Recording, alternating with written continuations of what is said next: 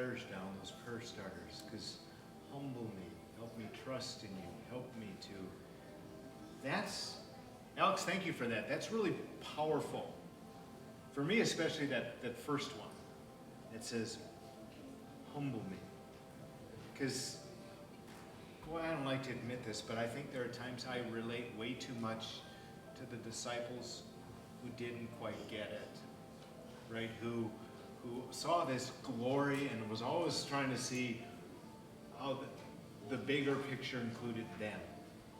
And how the things they were doing were going to bring them glory and accolades. And, you're in the church and you're building the church and you're like, how is this going to reflect on me? It's so dangerous. In fact, if you come back next week, we're going to Mark deals with that whole topic of humility for about a chapter and a half of text. So we're going to dig into that next week. Where we've been today is where we got to get before we get there. To see that, we understand that, like the disciples did, that, well, Jesus is above me, but I'm kind of close. I'm on the all-star team. I'm in the Hall of Fame. Today, Mark shows us that Jesus says, well, you were thinking just a little bit more of yourself than maybe you should.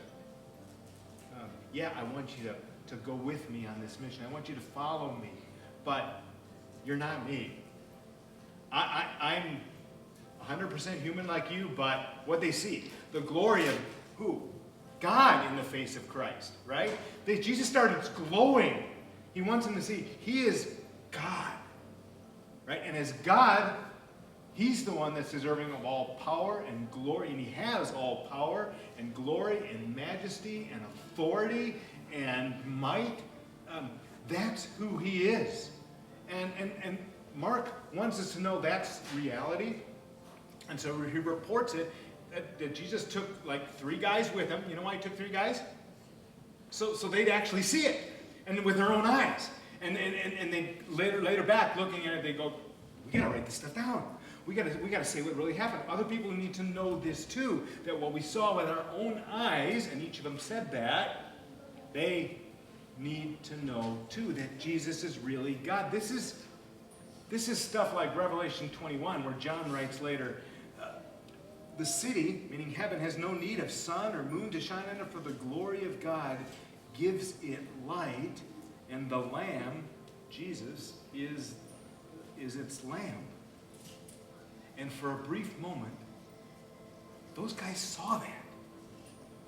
For a brief moment, they saw that, so they could think back on it later, so they could write it down for us, and because they needed it. And what they needed it for was the mission. Right? They needed to be able to look back to that moment on the mountaintop when the mission got really, really hard and difficult, and this following Jesus thing was way more than they thought they'd bargained for. They needed to have a moment that he could go back and say, oh yeah, but I remember.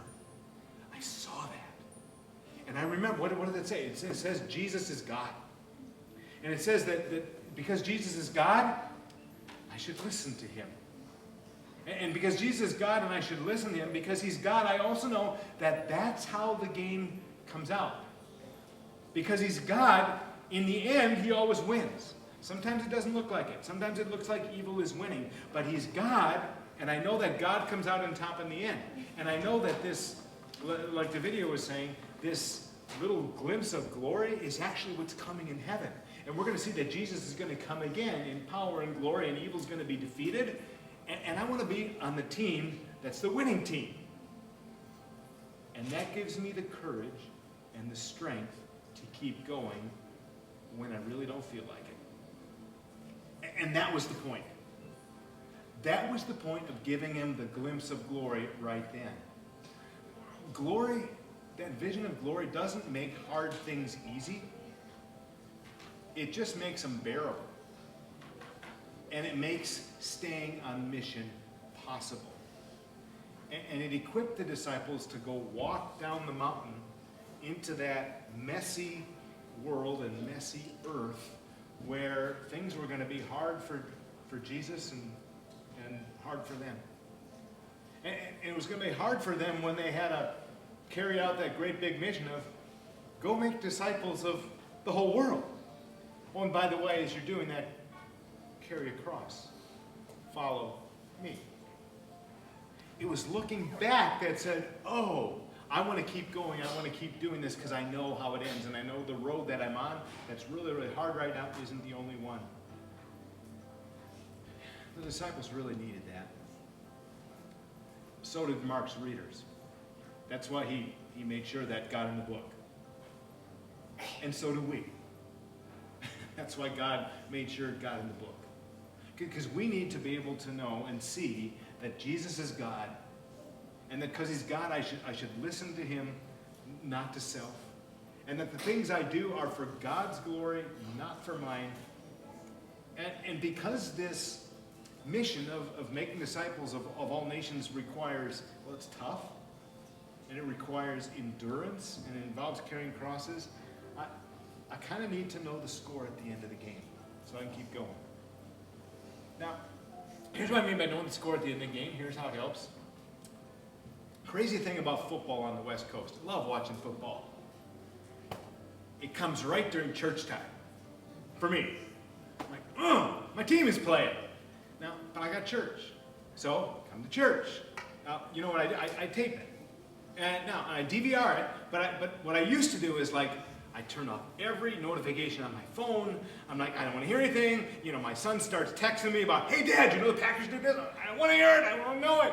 Don't tell me. I'm telling everybody, I want to enjoy the tension.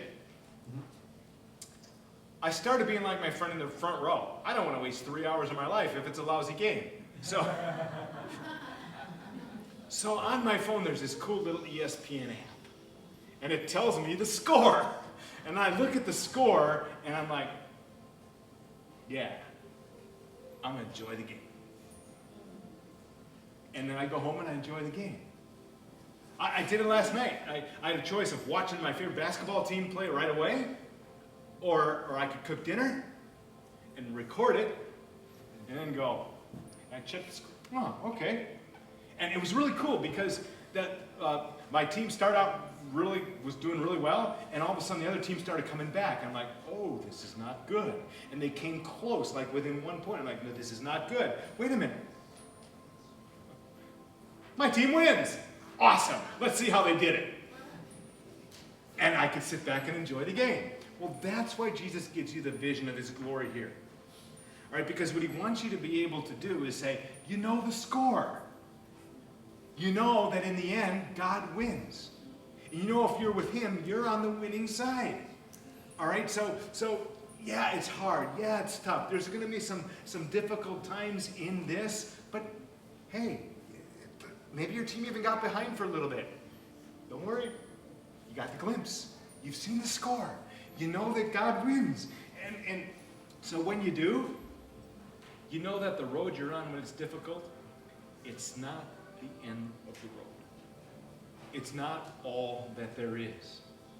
And so you know the score, you got this glimpse of glory, you know what God you can do then? Enjoy the game. Sit back and enjoy the game and get to work. Right? That's what Mark wants us to know today. Now, if you've ever struggled with thinking more of yourself than maybe you should, or this thing called humility, next week's a really good week for you to be here.